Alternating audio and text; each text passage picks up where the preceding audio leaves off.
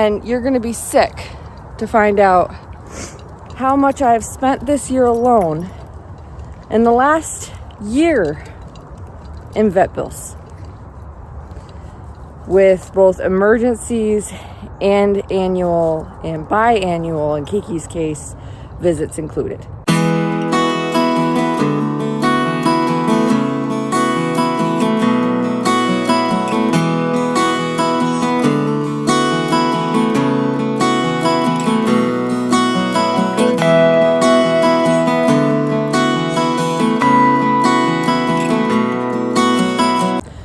Good morning, guys. Welcome back to the channel. It is probably just after sunrise on the day after Labor Day. Ghost and I are on our walk, and I am doing a redo. I recorded this video yesterday, and I just didn't like how it turned out. I thought about it all day. I haven't rewatched it, so it could be fine, but it seemed all over the place, and I wanted to redo it.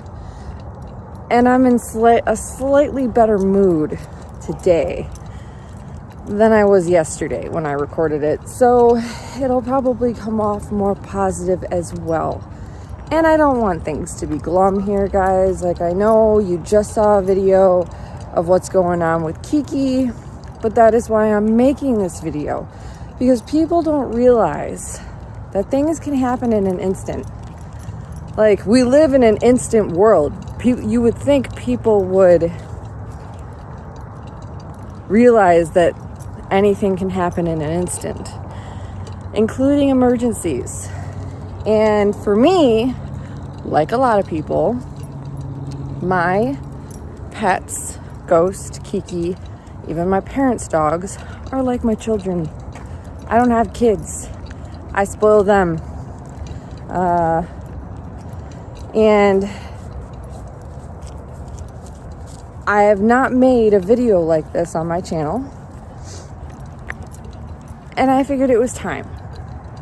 So we are going to talk about what I do and what I believe everyone should do to be prepared for an emergency situation with your animal. I'm not talking evacuations. Yes, you should have that plan in motion as well, because unless you own extremely large livestock, you should include your pet in your evacuation plan.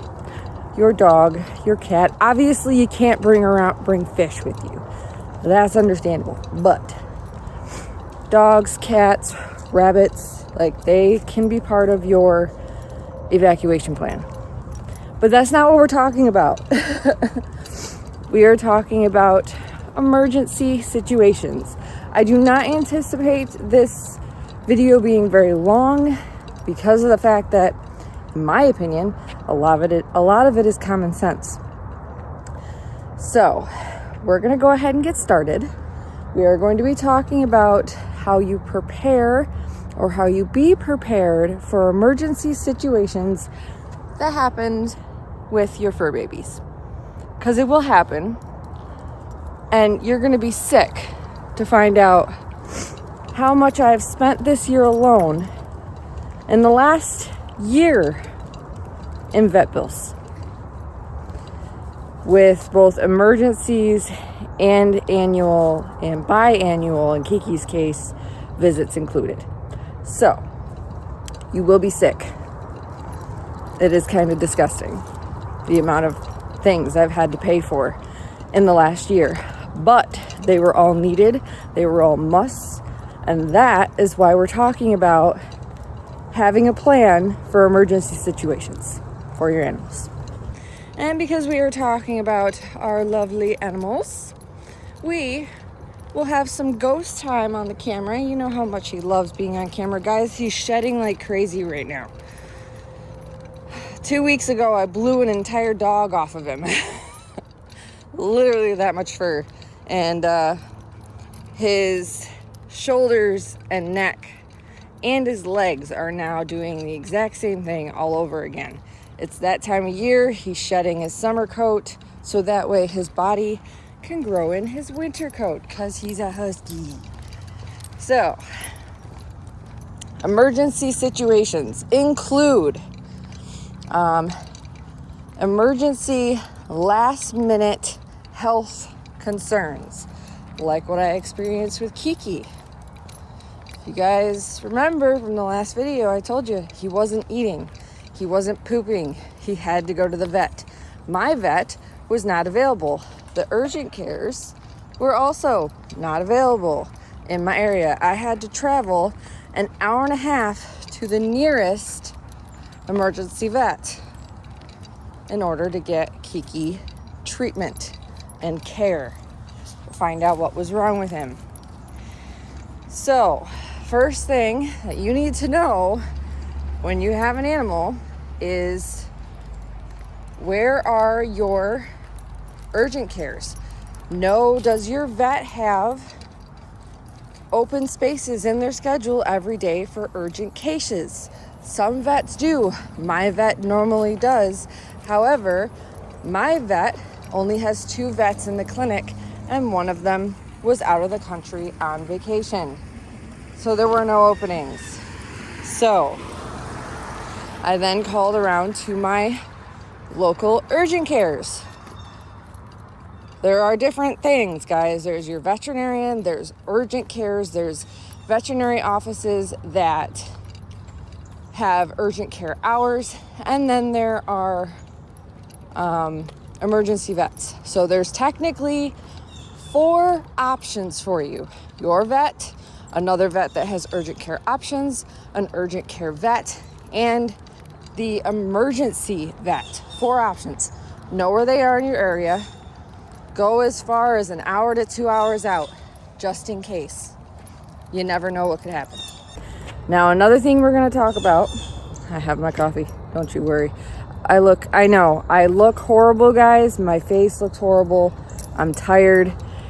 It's been a week. If you saw the last video, you know what I'm talking about. I haven't been sleeping well. Don't worry about that right now.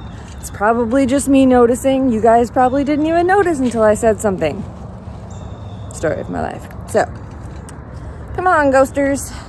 The next thing we are talking about is savings. This should be common sense, guys. You should be saving a little bit of your paycheck every week anyways for your pet's annual visit, especially if you have a senior pet. As your pet reaches senior age, you should be doing senior blood work, which means your annual or biannual vet visit is going to double in price because you want to get those blood panels done. Getting regular blood work on yourself is normal. Why is getting regular blood work on your animal not normal? Don't ask me. It's just what I've noticed. So, you should be putting money aside every single paycheck. You can judge how much that is. That is not for me to say. I don't know your financial situation. Personally, I put $25 to $50 in my savings account every period for my animals. Yes, $25 to $50, sometimes more. If I have extra money, if for some reason I don't have extra bills that week, if I put mine in savings and then I put theirs in savings and I still have leftover, I will put more in their savings because of what just happened to me, guys. Let me tell you a little secret. So, in the last year, between emergency visits, surgeries, surgeries, and annual visits, emergencies, and surgeries, I have spent over $8,000. Yes, $8,000, $8,000 in vet care bills. That's on 4 animals, mind you. One of them, actually, technically that's on 3 animals because I haven't needed to help the 4th. The 4th has been fine. That is not including grooming. I take Ghost to a self-service tub, and I have a local small business groomer come to, well, she doesn't come to my house anymore. I go to her new brick and mortar building. Just saying. She's amazing. But I take Ghost as well as the other animals, the other 2 dogs. My parents take them there as well to get their feet done. Could I do their feet at home? Yeah.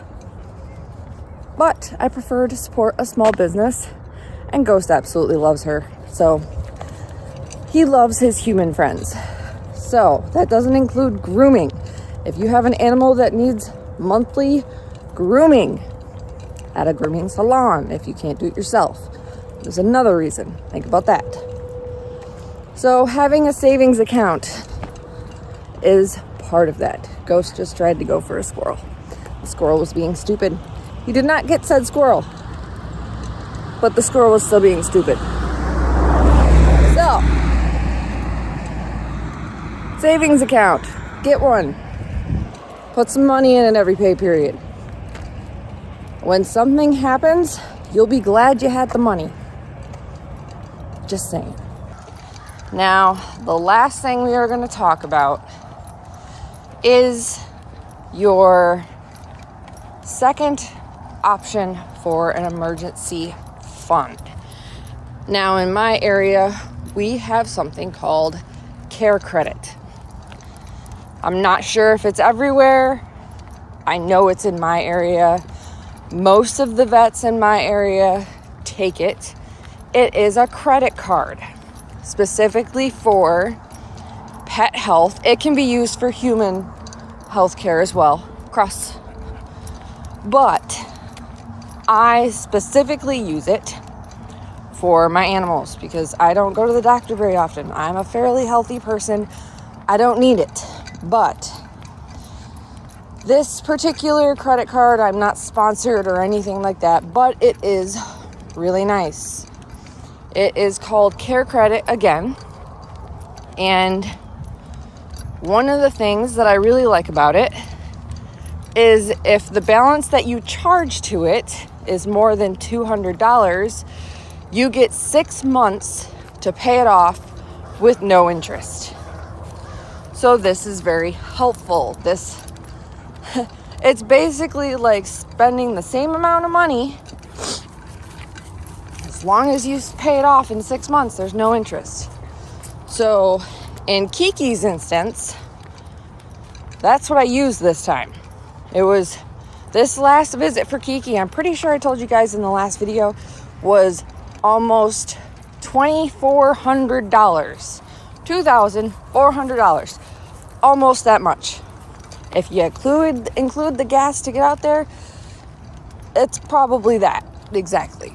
So I suggest, and you can disagree with me, having an emergency credit card of some sort, whether it be Care Credit or just a credit card in general that you use specifically for emergency situations, whether it be for yourself or for your animals. You will not regret it. I did not have $2,400 to pay this emergency vet. That is also something you need to think about. If, for whatever reason, you have to go to an emergency veterinary office, it is usually triple the cost. You heard me, triple. As a regular vet's office for the same procedures. I experienced it earlier this year, and because my animal was stable, they suggested that I take him to my vet the next day, since my vet was able to get him in, and literally it was a third of the cost as the emergency vet. So keep that in mind. Sometimes you have to go to an emergency vet because of the situation. They are usually better equipped. They are more trained on trauma situations. So keep that in mind. But that's what we're talking about today, guys. Emergency situations. You might have to go to that emergency vet. You might. Well, that is what we had to talk about today, guys. Having an emergency fund available for your fur babies, because emergencies happen. $8,000, guys, in the last year for me, between emergency and regular visits and a surgery. So, having an emergency fund, a savings account for your fur babies, just like you would for your kids, is important. Having an emergency credit card, even if you just put like one thing on in a month to keep that thing activated if you don't like using it, and then paying it off, just so you have that emergency credit card in case you need it. Things happen. So that is all I wanted to talk to you guys about today. I know, I'm wearing a beanie. I'm wearing a Columbia jacket. It was 46 degrees out this morning, guys, when we left. Ghost and I left the house at first light this morning. Not sunrise. First light. That's before sunrise, in case you were wondering. So, it's chilly. It's 46 degrees. It's supposed to get up to 75 today. Fall is here. Happy September, guys. I think in the next 2-week forecast, we only have one day that's in the 80s. And the rest of the time, we are in the 70s. It is officially back to perfect hiking season. So, if you guys have watched this far, build an emergency fund for your pets, guys, if you don't have one. When that emergency happens, you will be happy that you did. So, thank you so much for watching. I appreciate you for subscribing. Like this video and share it with your friends. Ghost does not want to move forward. There we go. And we will see you in that next video. Have a great day.